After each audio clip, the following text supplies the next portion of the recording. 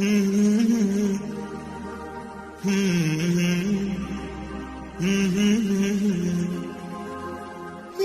la, la la la la, la la la la, la la la. Veux-tu venir étudier ici en Turquie? Je sais très bien que tu as beaucoup de questions en tête, telles que comment est-ce la vie en Turquie? Combien me suffira pour y vivre là-bas en tant qu'étudiant? Comment est la langue turque? Comment sont les Turcs eux-mêmes? Alors, les réponses à ces questions et plus se trouvent dans cette vidéo. Tu n'as qu'à suivre jusqu'à la fin, sans oublier de s'abonner à la chaîne, liker et poser des questions en commentaire. Allons-y.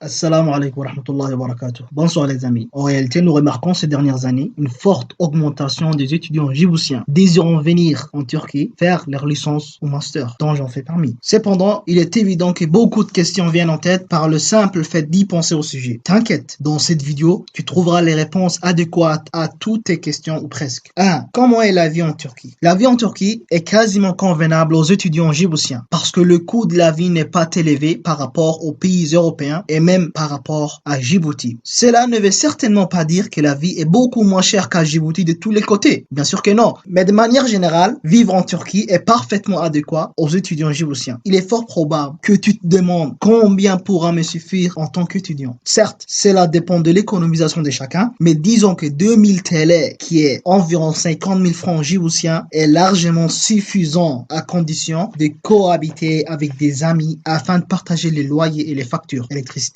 eau, internet et gaz. Oui, il est extrêmement important de cohabiter avec des amis, au moins avec 2 personnes, pour que non seulement tu ne sois pas seul dans un logement dans un pays étranger, mais aussi diminuer la charge du loyer et des factures par le partage. En fait, une question de solidarité. N'oublie pas que la solidarité, c'est aider chacun à porter le poids de la vie et à le rendre plus facile. Parfait. Alors, que faire pour venir étudier en Turquie en tant que djiboutien? Il suffit tout simplement de trouver une inscription d'apprentissage de la langue turque dans une université ou un institut en Turquie pour ensuite se lancer dans les procédures de demande de visa étudiant. En effet, les documents requis pour le visa étudiant sont un passeport au moins valide pendant 6 mois, une photo biométrique, un hébergement, c'est-à-dire une adresse en Turquie, une copie de la carte d'identité, un rapport médical de l'hôpital Al-Rahma, un bulletin numéro 3, les 3 dernières transcripts ou relevés de notes, les diplômes certifiés par le ministère des Affaires étrangères, une assurance de voyage et enfin